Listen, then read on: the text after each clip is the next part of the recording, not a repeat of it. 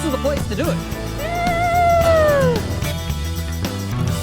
Well, the California Gold Rush and early settlers left a whole lot more behind than just memories. They left behind dozens of old ghost towns. Hey, travel reporter John Bartell here. You're watching Bartell's Backroads. And this week, we're gonna take you to some abandoned saloons and mining camps across the Golden State.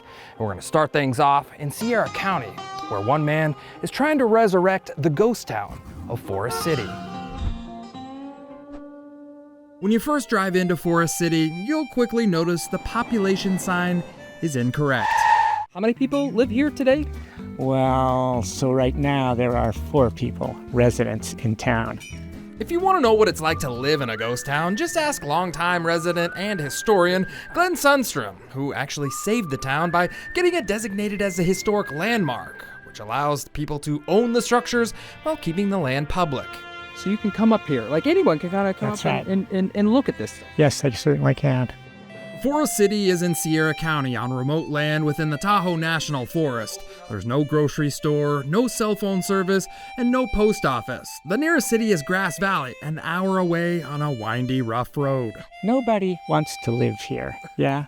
I mean, bottom line, I live here as long as I can drive to my house where the snow gets this deep, that's it. Forest City wasn't always so lonely. In the 1800s, it was a bustling gold rush town with hotels, stores, and saloons. Nearby mines like the Bald Mountain and Allegheny mines supported hundreds of miners, even up to recent times. My son's first job, 15 years old, he'd hike up and over the hill into Allegheny to work the mine. As mining regulations increased, jobs and investments dried up, turning Forest City into a modern ghost town. But Glenn keeps the history of the town alive by giving public tours of the old dance hall and showing off relics he's collected, like the competitive wood skis. And what they did for fun is they contributed money and they offered purses to ski racers. On his tour, Glenn will show you the saloon, the logging equipment, and all forms of entertainment that goes on in the mining town. While walking through the town, be sure and grab an apple off one of the heritage trees before Glenn shows you how the plumbing once worked in the homes. So this is not a closet? What is this? That's right, it's the bathroom. And where does Still is the bathroom. where does the plumbing go? Well, the effluent, there used to be a metal chute that ran right down into the creek. Forest City now has modern plumbing and electricity, and that's one reason the 20 or so structures are still standing. The other reason is because of the historic dedication, prohibiting looting and treasure hunting. Looting, metal detecting is not allowed. In fact, it's a felony.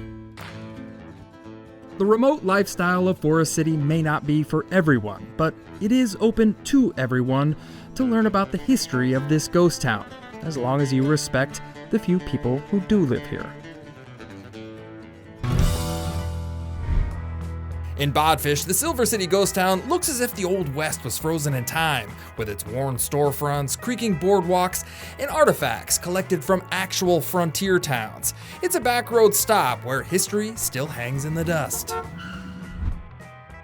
At the southern end of Lake Isabella, in the old gold mining town of Bodfish, there's an eerie group of uninhabited buildings that might send chills down your spine. Do you think this place is haunted? A lot of people have experiences, that's for sure. Just in the jail alone, people have reported such things as something brushing up against them, pulling their hair, poking them in the back. Enter if you dare. This is Silver City Ghost Town, and owner Sean Corlew says the supposed paranormal activity is one reason that many people visit this tourist attraction. A lot of people visit for that reason, and then other people do not visit for that reason whatsoever. The rickety old boardwalk and uneven buildings may look like something out of an old Western movie, and it kinda is, but the weather-beaten buildings are actually a captive reconstruction of Kern Valley's mid-19th century mining camps. So a lot of the structures here were actually saved from the old town of Isabella, which was flooded to create Lake Isabella just down the street here. They were brought from all over the Kern River Valley in an effort to preserve and save them. We've got 7 different towns represented here. In the 1960s and 70s, locals Dave and Arvilla Mills rescued over 20 historical structures from abandoned settlements, then trucked them to Bodfish to put them on display.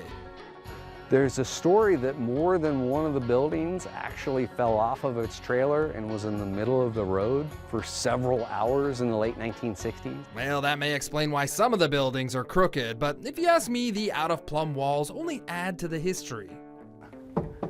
Well, the old Marshall building was actually relocated from the Big Blue Mine, which was one of the first mines in the area to discover gold.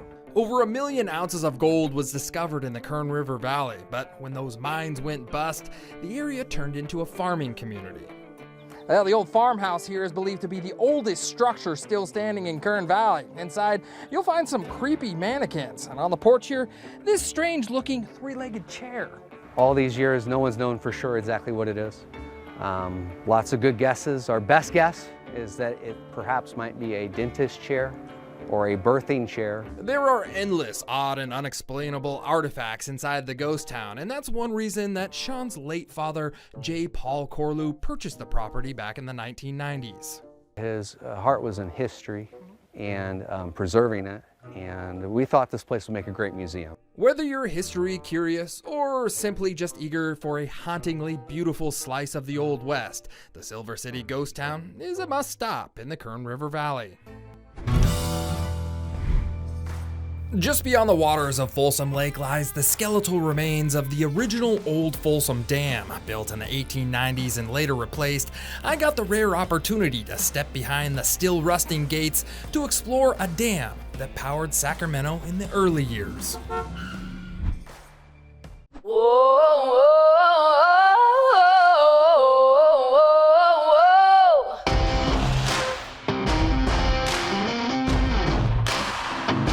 It's off limits to the public, it's rarely photographed, and it's heavily guarded. This is the Folsom Dam. Correction, this is what's left of the old Folsom Dam, and it sits in the shadows of the current Folsom Dam. What are we walking on right now? This is granite that was quarried on prison property. The only way to access the old dam is to enter the town of Repressa and get permission from Folsom State Prison Warden Rick Hill. So this was quarried by, like, hand? Or? It was quarried by inmate workers, yes. Before the Folsom Dam and before the Folsom Prison, there was a landowner and entrepreneur by the name of Horatio Livermore, and he had a big problem. Owned the property but didn't have the financial means to build the dam and build the canal. Livermore was in the logging and mining business, but to grow that business, he needed cheap labor to help build a new dam that would power a giant new sawmill.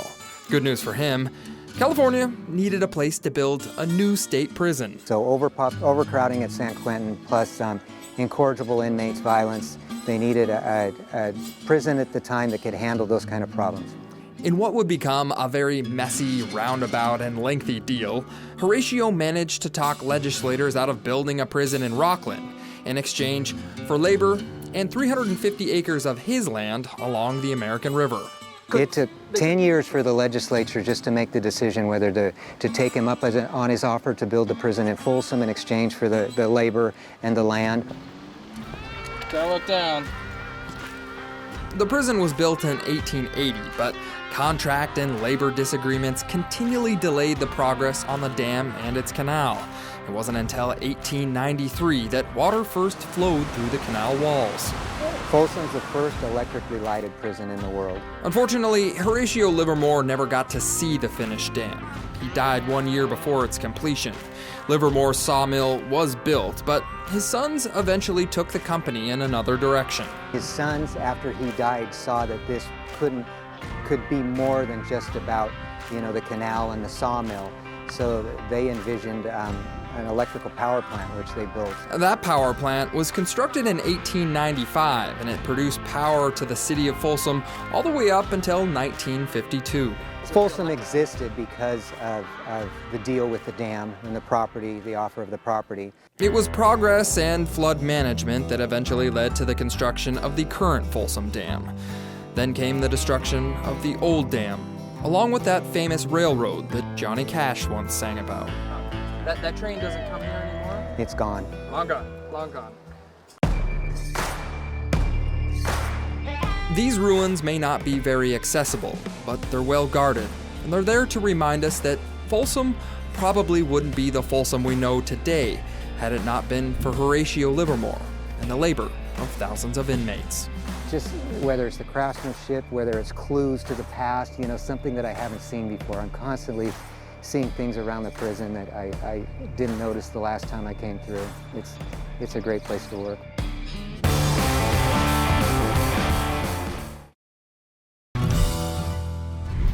Hey, you're watching Bartell's Backroads, and we're checking out ghost towns across California.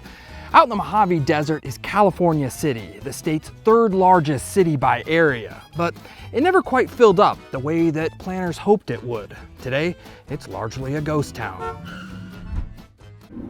It had a sign on an empty grocery store. It said, if you're interested in this store, call this number. 2 months later, we were moving in on Labor Day, 1961.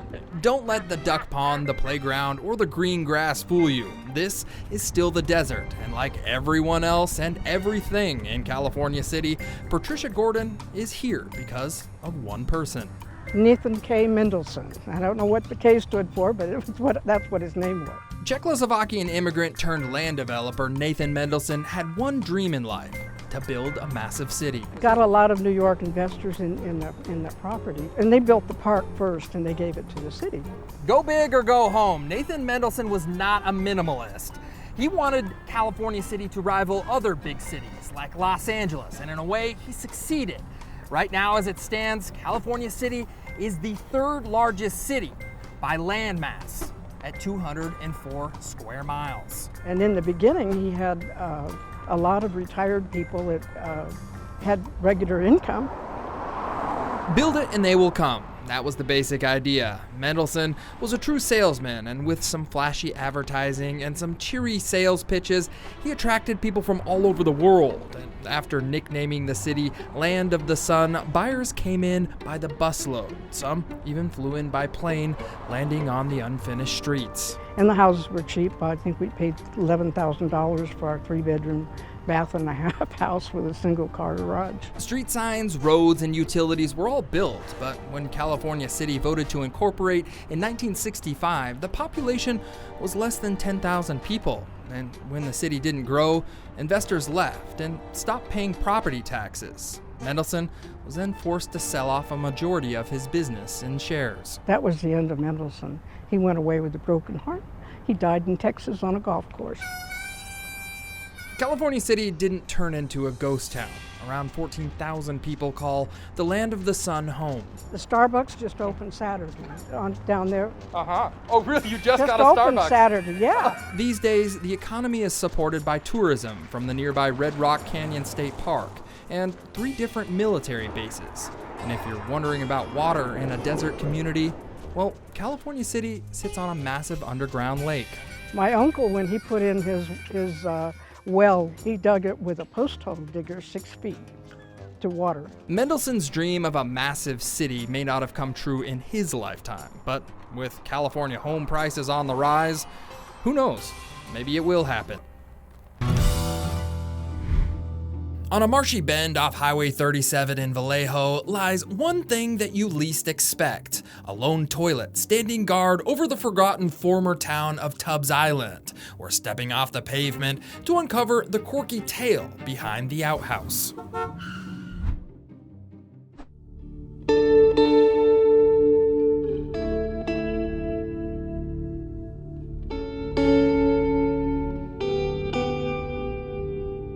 The San Pablo Wildlife Refuge, home to millions of ducks and migrating waterfowl. It's a scenic location nestled between Vallejo and Fairfield. But right off the Highway 37 bridge, there's something not so scenic. Google Maps calls it the lone toilet. It's gonna be like this the whole way. And it's really hard to get to. The big question now is, how do we get over there? The even bigger question is, why's the toilet out there? The lone toilet is in the middle of a marsh, surrounded by pools of deep water. The only way to get to the toilet is with a raft. You see, the water is well over my head, and it's freezing. I made it! All right, so my rafting skills are not so graceful. Help!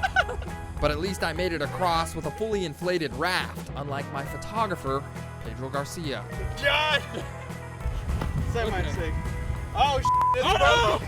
No! We got a hole! How are we gonna get back? If popping the raft wasn't bad enough, things only got worse once I reached the toilet. No. At least the last person put the seat down. Needless to say, the lone toilet is not much to look at. In fact, the view from Highway 37 is probably as close as you want to get to this thing. I'm not exactly sure about the plumbing of this thing. As disgusting as this thing is, the burning question still stands. Why is this toilet out here?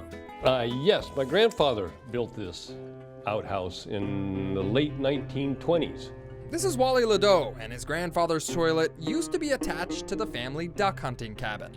He not only had a window in his outhouse, but he had 2 holes in the outhouse. So people could come in and visit with him and talk problems of the world. Okay, so Wally's grandpa was sort of a strange dude, but so were all the people that visited his grandpa's toilet. It's the only thing left from a little town. The little town was Tubbs Island, and many of the neighbors here used the lone toilet. In fact, Wally is writing a book about one very interesting neighbor who used the toilet. Richard Fresh Air Dick Jansen. You seem to know a lot about Mr. Jansen. Probably too much. If you thought this toilet story couldn't get any stranger, Wally's about to take us down the most crooked rabbit hole you've ever seen. He got the name Fresh Air Dick because when he worked on the sailing ships as a kid, he always slept on the deck of the boat. Dick was a Russian orphan who found himself traveling the world on a sailboat. He worked as a carpenter until the ripe age of 26, when the boat docked in the San Francisco Bay. And decided he'd had enough of this sea life and he was going to settle into Sonoma and become a bohemian artist. So you're probably wondering, what kind of art does old Fresh Air Dick want to make? If you guessed wooden decoy ducks, you nailed it right on the head. Being an artist, he carved by far the best decoys. By far. Dick made some pretty good money selling the wooden decoys to hunters, and he did it from the comfort of his homemade wooden ark. He didn't have sheets. He had sails, canvas cut up, and he'd pile them on top of each other and crawl in between them to sleep. Okay, so you may not find some fine linens on the ark, but Dick did enjoy fine music. And he had a Victrola wind-up record player that played European string music. Fresh Air Dick was truly an artist. Many of his decoys became collector's items, and people loved to watch him make his decoys. He would chop the decoys out of these blocks to the music with a chip, chip, chip, bang, bang, bang, whop, whop, whop, whop, tut, tut, tut, tut, tut, tut, tut. Richard Fresh Air Dick Jansen was a legend along Sonoma Creek. Wally admired him when he was a kid, and today he's trying to preserve all the decoys that the man made.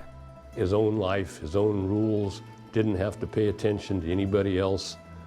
He did what he wanted to do, and that appealed to me. Wally even paid to have the Highway 37 bridge named after Fresh Air Dick. The state of California wouldn't allow the Fresh Air Dick on there. He just sign said Richard Fresh Air Jansen. The lone toilet is all that's left of an eclectic community. Dick's wooden ark in the town of Tubbs is now under several feet of mud, never to be visited again. And maybe that's a good thing. Yes!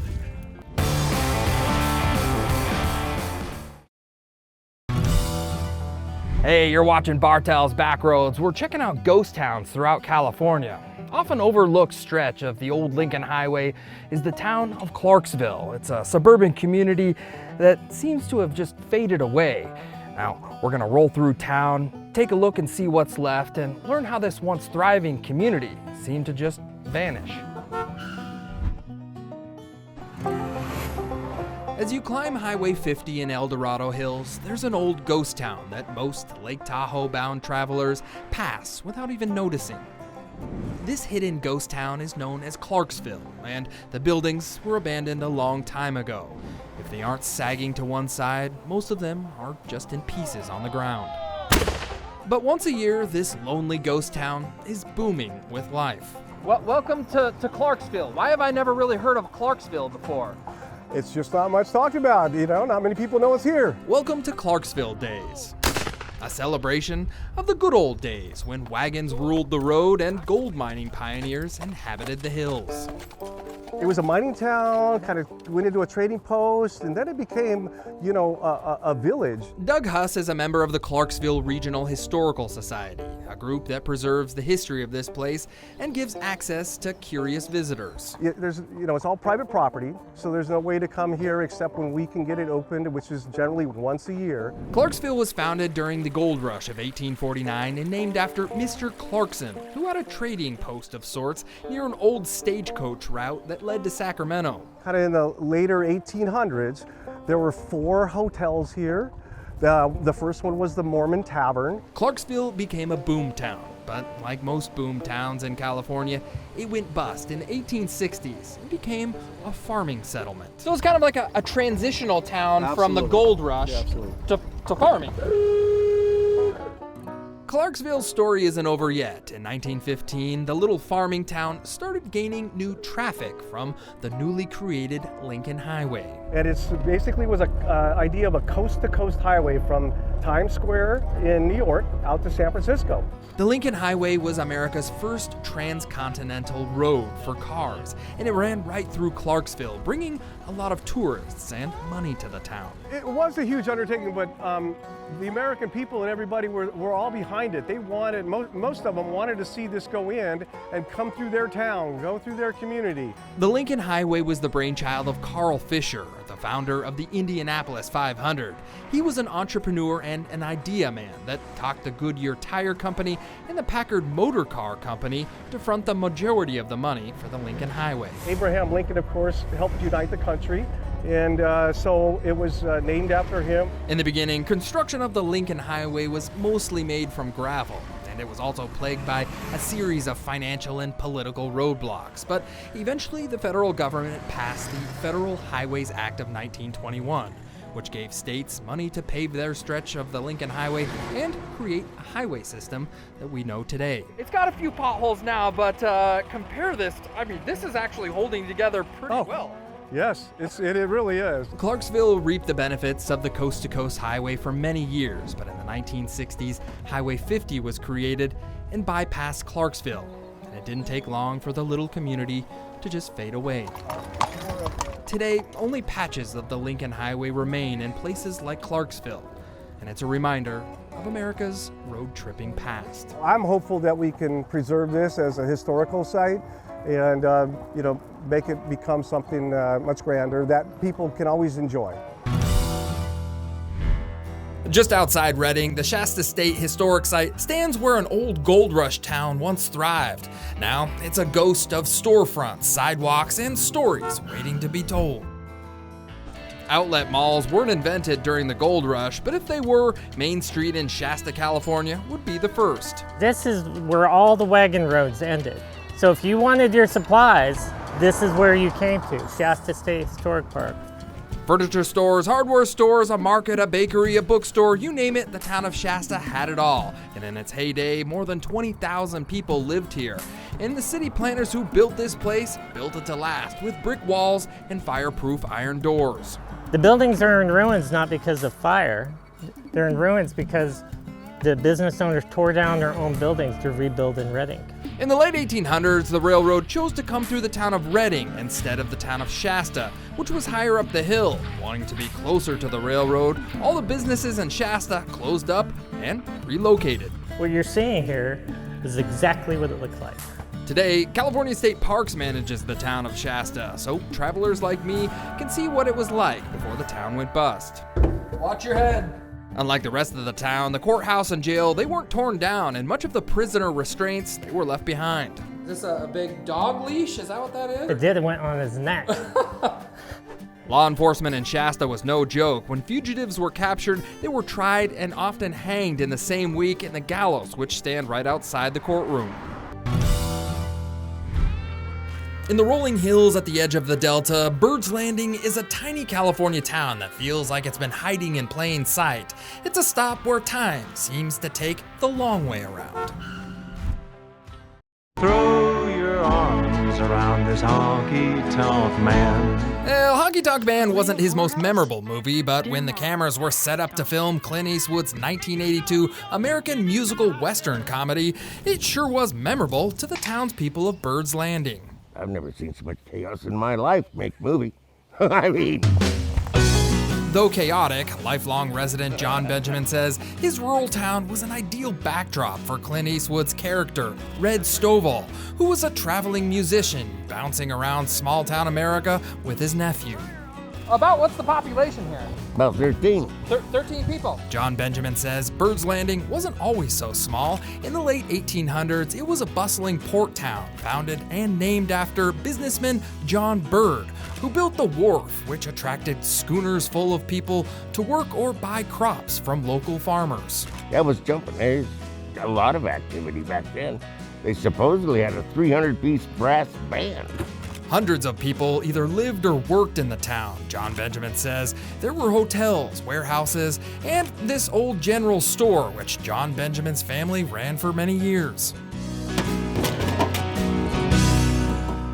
Well, the old store is closed, but you can still come here to the vending machine and get yourself a soda. Unfortunately, a series of fires burned down many of the buildings in town and the people left. John Benjamin says one surviving building is the old brothel, which John owns and now lives in. You sleep where many have slept. Again. Across the street from John Benjamin's house stands what's left of Shirley's Bar. John says it was an icon in town and was owned by a feisty woman in her 90s who let visiting bird hunters serve themselves and allowed them to toss peanut shells on the floor. The last business in town behind us? Well, that's the last one that's been open, yeah, was the bar. She's been gone about 2 years, I guess.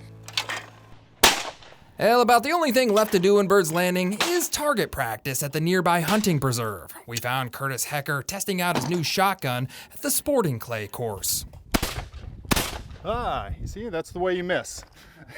Just wanted to get that out of the way for you guys so you could see what that looked like. These days, wind turbines outnumber the people in Bird's Landing. Though it's secluded and quiet, John Benjamin says the town's not dead, but he'll be here when it is. Basically stayed here just to watch the place die, because I could see that's what it was doing. It's dying.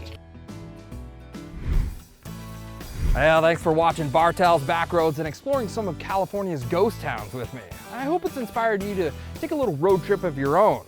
I'm John Bartell. Hope to see you on the Backroads.